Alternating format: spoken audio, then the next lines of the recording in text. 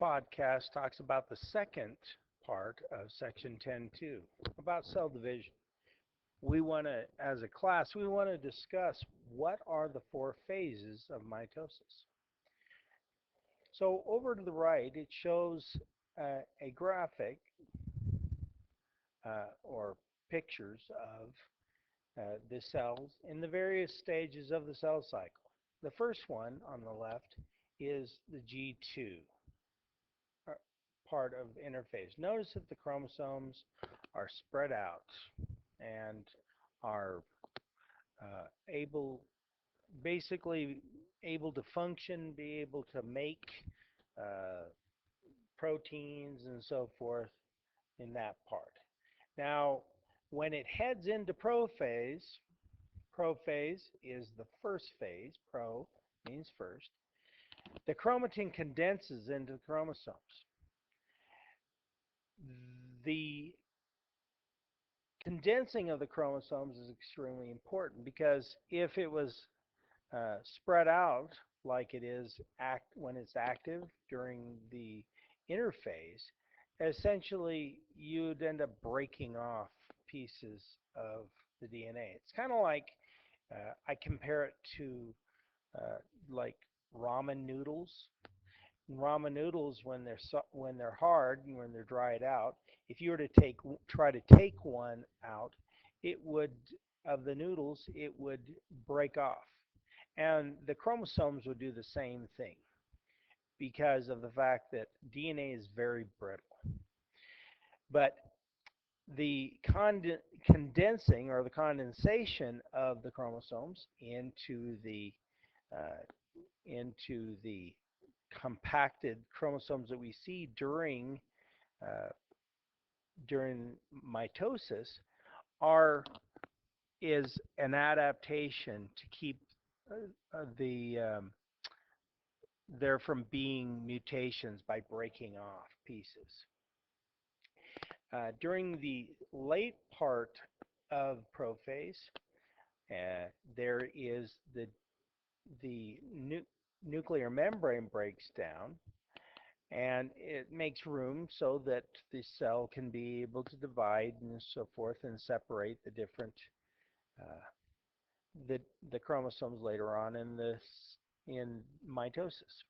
The spindle is these hair-like things that basically attach to the chromosomes and move them around.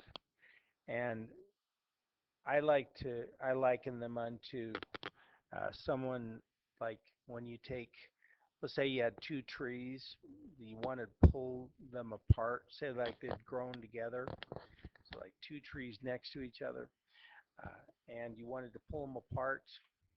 You take one rope on one side or a couple ropes on one side and then a couple ropes on the other and pull them apart. And that's kind of the way it works with the chromosomes.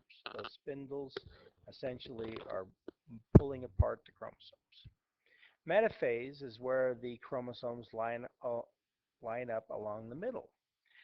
Now, an important step in the process of metaphase is when the spindle fibers actually connect to the centromere.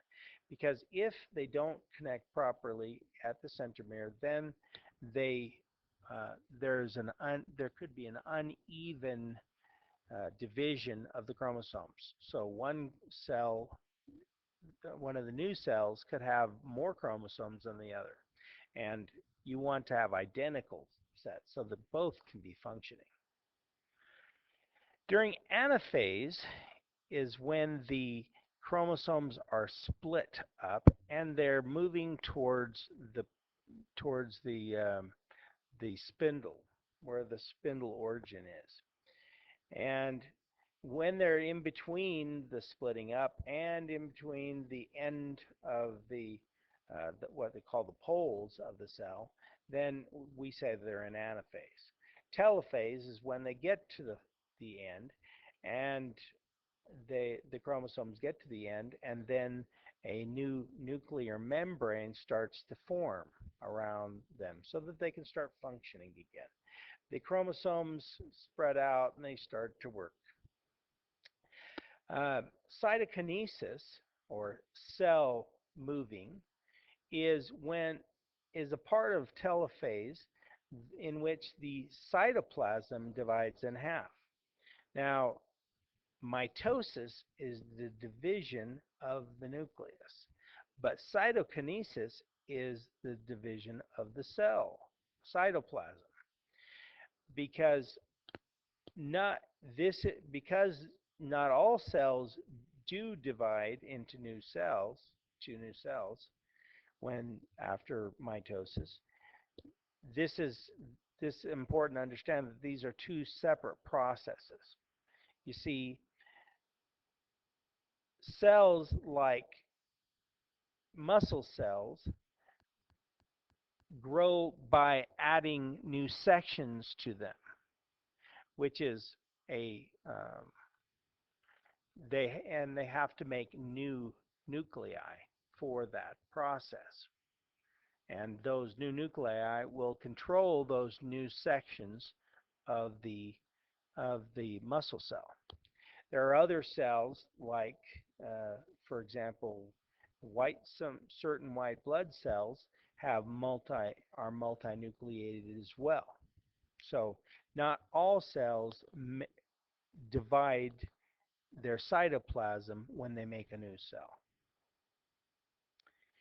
Each daughter cell has an identical set of duplicated chromosomes. So that it shows over here. So cytokinesis is different in plants and animals because the fact of it is that plants have a cell wall, animals don't.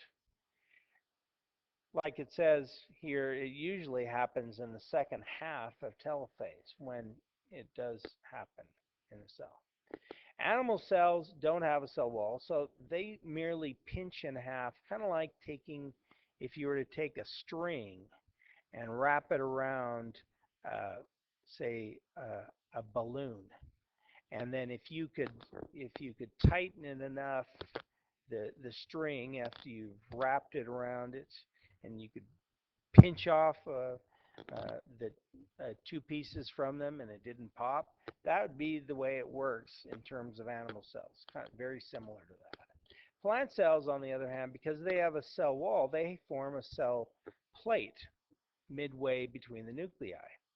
The cell plate forms separating membranes around it, and that separating membrane forms the cell wall. So